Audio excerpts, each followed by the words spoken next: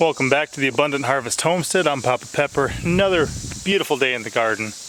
Today I'm going to be propagating some of my Korean goji berries. So these are the Korean goji berries. Let's see, they're going to flower right now. Beautiful little flowers. Almost remind me of the black pearl peppers. The leaves are also edible.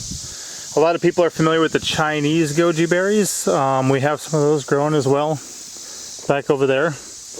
But the Koreans seem to do better in our area, and this entire wall here is just the Korean goji berries. Hey son, come stand before here for size. And this year I added some rebar and some wire, make it a little taller. Don't step on the plants though, because we're going to be propagating them.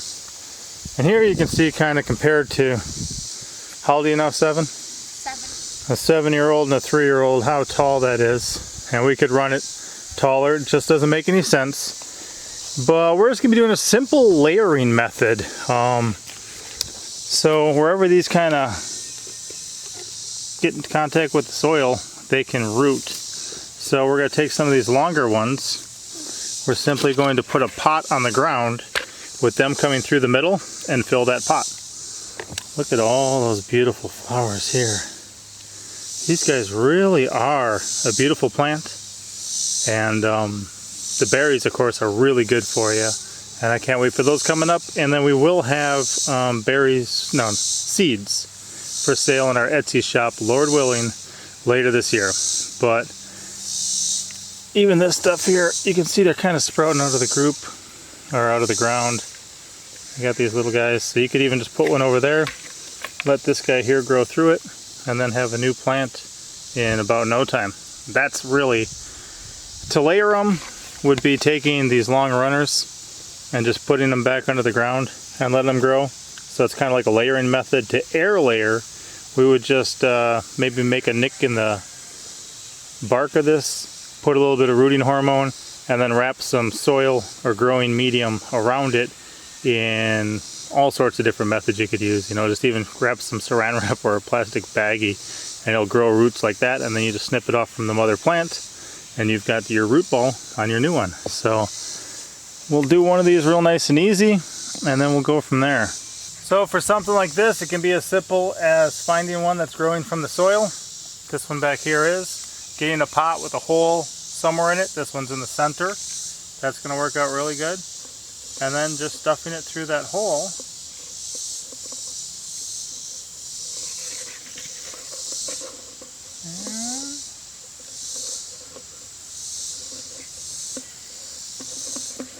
Bringing it back down to the ground level there, and then when it's there, just filling it with some growing medium. I'm going to mix in some of the actual soil that's here with some fresh compost. Just kind of keep mixing back and forth.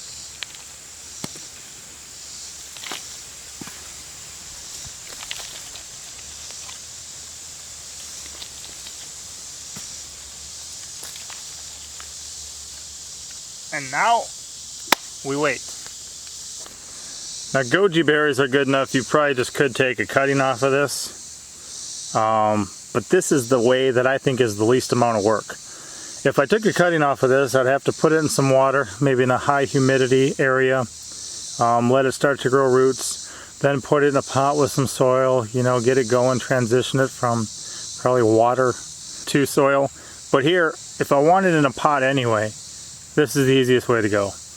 Eventually I'll make sure it's got some roots down under here, and I'll just snip underneath the pot and lift it. So I'm going to do a couple more of these, and this is, like I said, the easiest way I know to propagate stuff like this. So part of keeping this plant in a nice little area is kind of pruning it back and not letting it run everywhere. It would root out of my paths and all that stuff. Let's see, that one's across the surface. Okay, yeah, this guy here. See, this guy has gone under the soil, and where he is, he's got little roots starting out. You probably can't make that out, but he does have little roots there, and I could dig him up. I'll actually just put him in one of these things too. Yeah, but he's firmly rooted in there, and any of these that actually run under for a minute will begin to. So my goal is just to, as I got to cut this back anyway, why not cut it back in a way that gives me more, that gives other people some, that allows us to, you know, propagate and just have more plants. So as long as it stays wet, and being on the ground level is going to help. But if this completely dries out, any roots that form there will die, and it'll be getting all the power from the main source. So as long as I keep this moist, it should be good. A couple of them down, I'll get some more going here, and then show you how many I got done. So this one here is an example of one that touched the ground, and then you can see that root is growing really good. Now it comes from much higher up, but what I can do, and grab one of my pots, find that little hole, begin to stuff it through, and I don't have to be as gentle as I'm being. I just try to treat them with care. Start stuffing in that hole. Okay, see down in there. There it is.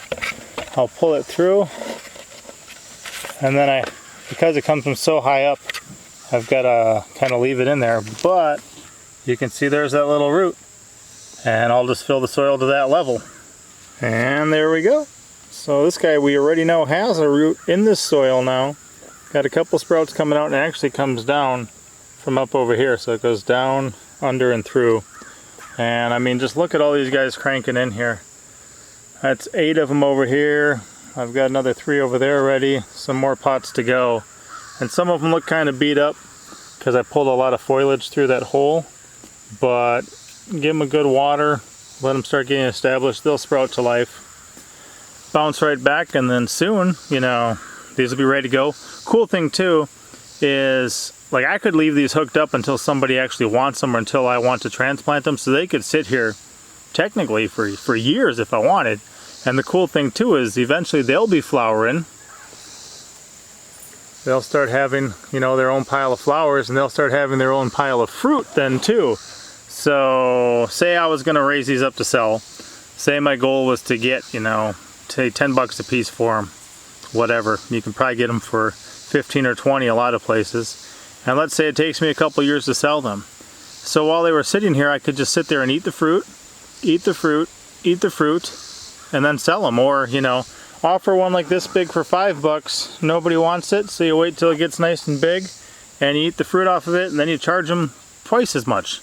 You know, I'm just saying there's a lot of wiggle room to actually succeed at stuff like this, and the effort is really minimal. Wouldn't you say, son? Yeah. Pretty quick and easy just to pull one of those through a hole, and then have all these new plants. And you like goji berries? Yeah. Yeah. Hopefully though, I already had one from the spring batch, and you can see a lot of these here are starting to, those flowers are not the beautiful purple they were, so they've been pollinated. They're going to be forming the berries, and hopefully we'll have a ton of them here soon enough. So he was getting some of the extra soil out of the pathway for us, and we actually got 28 of these made up, but I got to go take a run right now and pick some stuff up, so I will continue later. But look at these guys.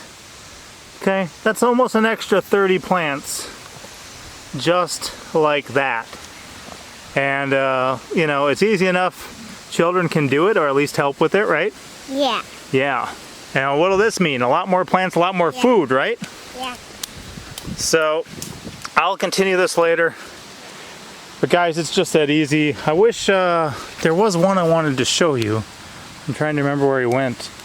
But there was a real nice long one that just dipped down and started rooting backwards. Are you him? Yeah. Right here. I don't know if you can see that, but there's a little root under this little plant.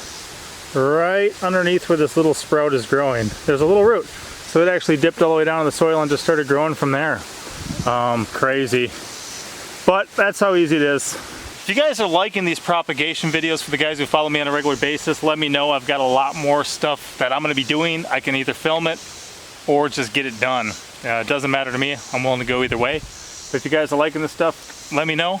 And, you know, experiment. Figure this stuff out. There's no reason. This actually, I think I only got 1 plant.